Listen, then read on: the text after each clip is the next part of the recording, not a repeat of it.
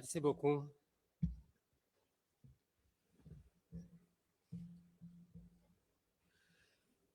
Mesdames, Messieurs les ministres, Mesdames, Messieurs les ambassadeurs, distingués représentants des organisations internationales, chers partenaires techniques et financiers, chers invités, Mesdames, Messieurs, je voudrais d'abord vous souhaiter la bienvenue et un excellent séjour au Sénégal, le nouveau pays champion d'Afrique.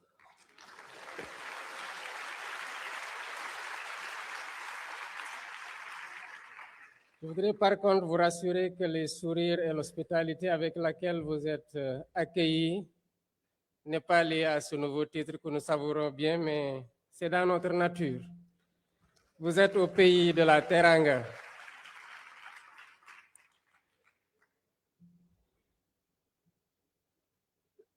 Dans la succession des jours et jalons importants pouvant impacter positivement la vie des hommes,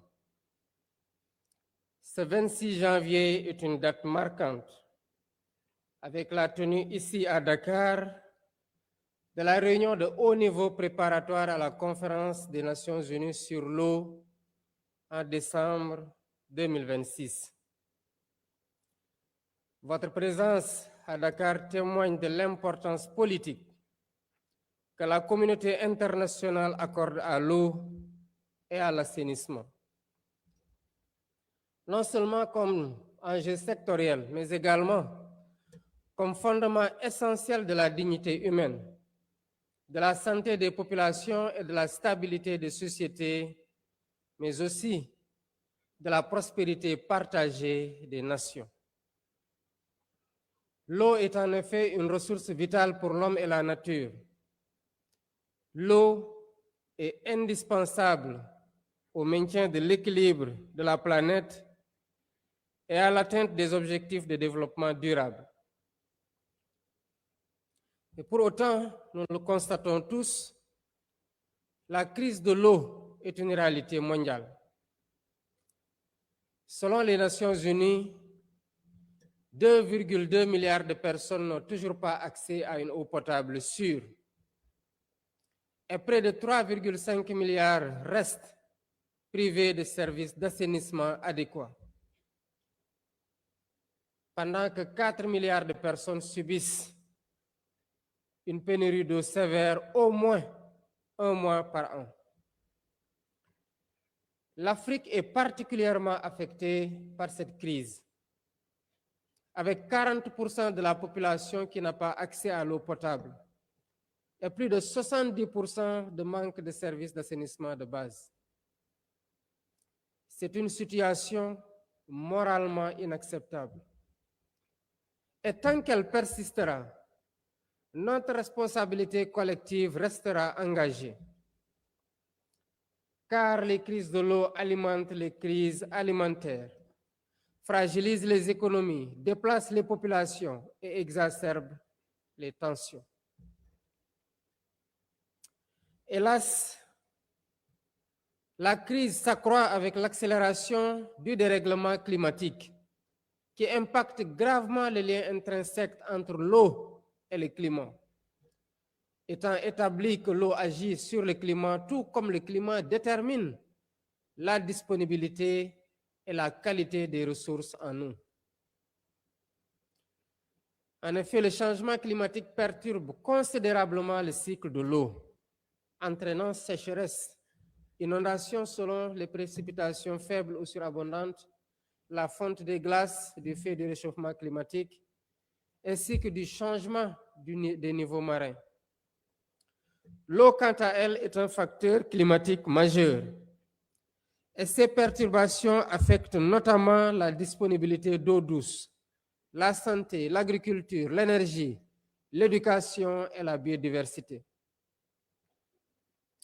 Face à cette précarisation de la vie, le coût de l'inaction est immense. Il se mesure en vies humaines perdues, en opportunités de développement compromises, en fractures sociales aggravées et parfois en paix menacée. C'est pourquoi investir dans l'eau n'est pas seulement financer les infrastructures, mais également investir dans la résilience climatique, dans la prévention des tensions et des conflits, dans la stabilité et la prospérité mondiale. Dès lors, il est essentiel de renforcer les efforts de plaidoyer pour que la problématique de l'eau reste au cœur de l'action climatique et de l'agenda international. Mesdames et messieurs,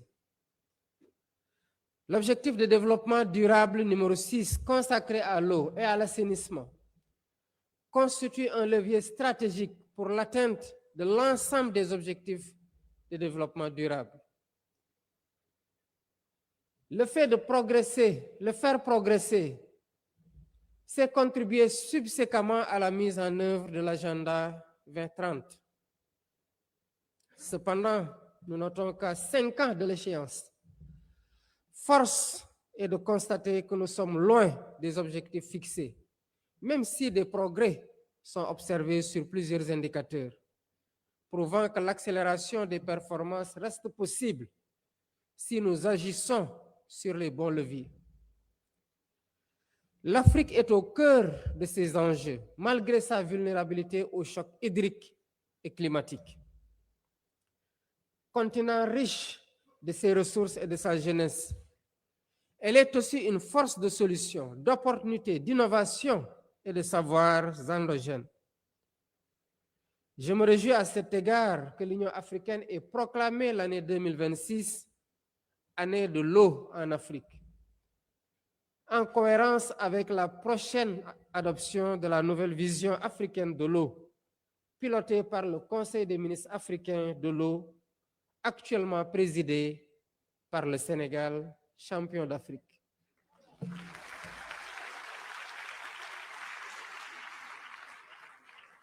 Cette ambition traduit une volonté de faire de l'eau un levier stratégique de transformation sociale, économique, environnementale au service de l'agenda 2063 de l'Union africaine et l'objectif de sécurité de l'eau pour le continent. Conscient de tous ces enjeux, y compris géostratégiques, le Sénégal s'est très tôt engagé en faveur de l'hydrodiplomatie. La co-organisation de la Conférence des Nations Unies aux côtés des Émirats arabes unis s'inscrit dans cette dynamique de faire de l'eau une source de paix et de développement et non pas une source de conflit.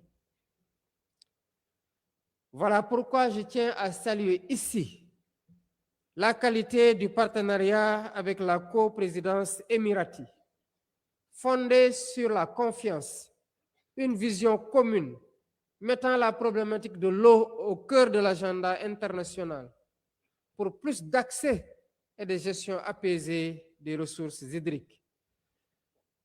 Ce partenariat est un symbole de la force du multilatéralisme à travers le dialogue et la coopération. Ensemble, nous voulons faire de cette conférence un moment d'engagement et d'action concrète.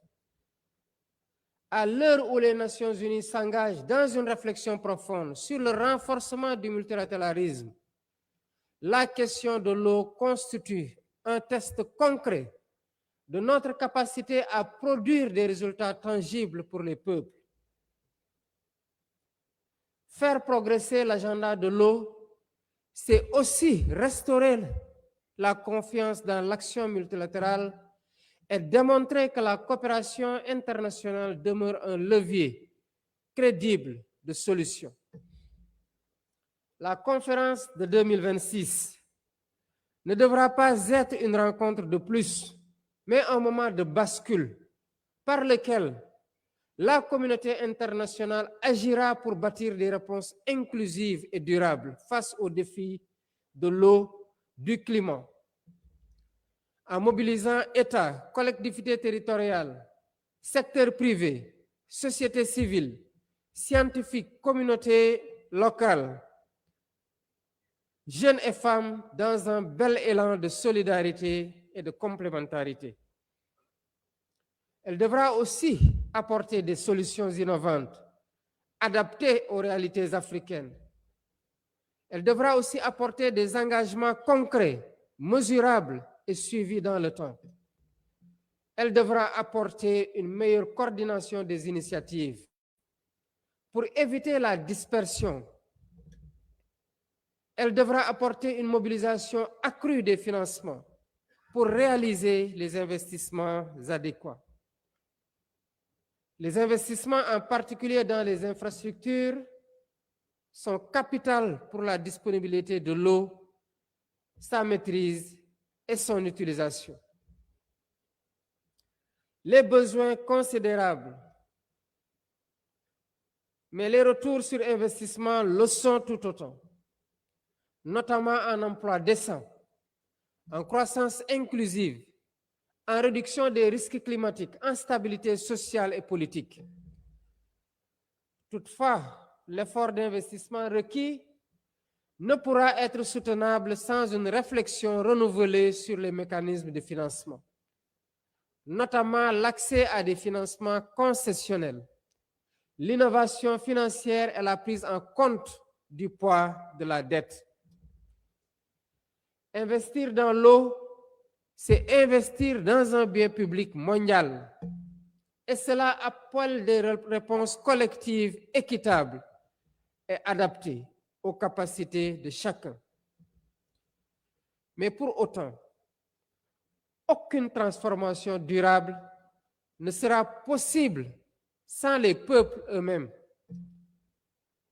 Avec les savoirs endogènes, les communautés locales et les peuples autochtones sont les premiers gardiens de l'eau. Leur connaissance fine des territoires, des cycles naturels et des équilibres écologiques est une richesse irremplaçable. La science et les données, ingénieusement valorisées aujourd'hui, doivent dialoguer avec les savoirs locaux et traditionnels. Les jeunes doivent être au cœur des solutions, porteurs d'innovation, d'énergie et d'espérance. Les femmes qui sont en première ligne de la gestion quotidienne de l'eau doivent tout aussi être pleinement reconnues comme actrices du changement. C'est donc dans une dynamique inclusive que nous pourrons relever les défis et atteindre les objectifs de la Conférence des Nations Unies sur l'eau.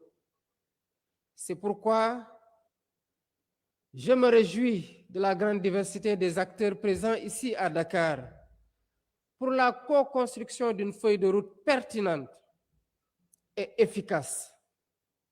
Pendant 2 jours, vous aurez l'occasion de consolider les 6 dialogues interactifs qui structureront la conférence de 2026 autour des thématiques que sont l'eau pour les populations, l'eau pour la prospérité, l'eau pour la planète, l'eau pour la coopération et l'eau dans les processus multilatéraux, mais aussi les investissements dans l'eau. Je forme le vœu que la rencontre de Dakar balise la voie du succès de la conférence d'Abu Dhabi par l'émergence d'une vision partagée, des engagements concrets et une feuille de route crédible. Sur ce, je déclare ouverts les travaux de la réunion de haut niveau préparatoire à la conférence des Nations Unies sur l'eau prévue du 2 au 4 décembre 2026 à Abu Dhabi. Je vous remercie de votre aimable attention et vous souhaite plein succès à vos travaux.